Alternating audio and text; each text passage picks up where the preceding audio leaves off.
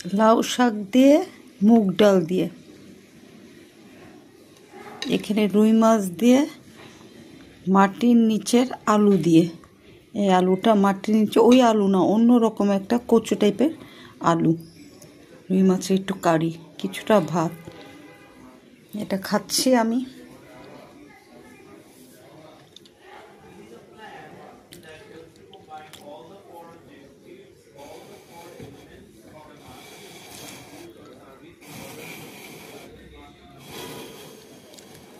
এটা হবে আমার দুপুরের লাঞ্চ।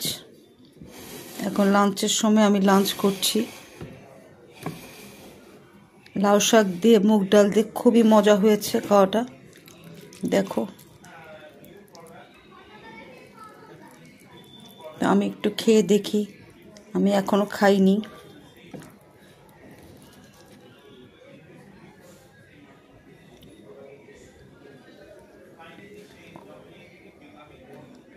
ঠিক আছে, আমি খাবো।